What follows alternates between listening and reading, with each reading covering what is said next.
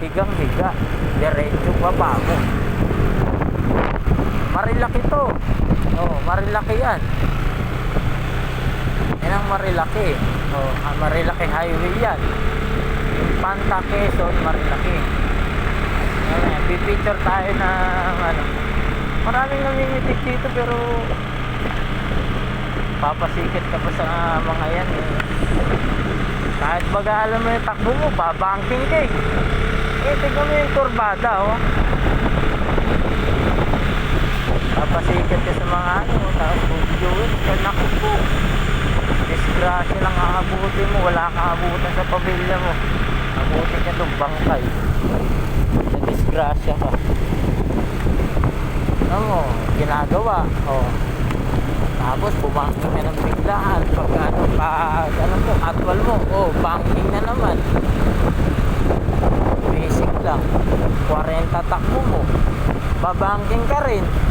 Makakauwi ka, banking ka ng banking, makakauwi ka rin pala. Papasikip ka pa sa mga nakakakita sa'yo. Oh, banking ka, oh, basic lang, 40. Oh, Paano mo na yung maraming buhangin? wala pa, malayo pa yun. Eh, alam ko naman Mga yung espalto spot. Doon pa yun, sa bandang unahan, malayo pa yun. Nakinis pa to rito. Ingat talaga kayo kasi meron dito ngayon. Nagagawa pa, mga buhangin pa dito. Hindi pa nawawalis eh. Baka mamaya, magbinangin-bangin kayo. Oo, ang ganda ng kalsada. Pwede ko nga rito hatawin. Walang hinahatawin. Kaso pagdating sa unahan nito, may mga buhangin na graba talaga. Hindi yung sabi mo ano, graba talaga.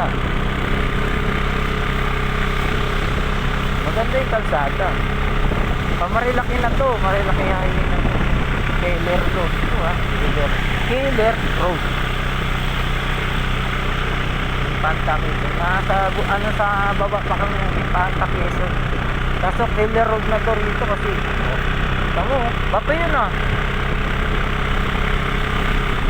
Ginagawa pa ng pulis. Sa may unahan dyan, merong ginagawang ano. Yung espalto na daanan namin kanina mga alas 11, espalto. Ayun, kita nyo naman, ang ganda ng espalto. Ayun, may na, maayos na. Ba't di ka na nag-jacket? Ha? Hindi ka na nag-jacket. Ha? Hindi ka na nag-jacket? Ay, wala nang lamig, mainit na eh. Magja-jacket ka pa eh, mainit na. Hapon na. Kanina, alas 5, alas 7, hanggang alas 8. Malamig dito. Ayan ang banking mo. Banking eh. Tandaan lang pa, nakatatakot ako. 60 lang, 60.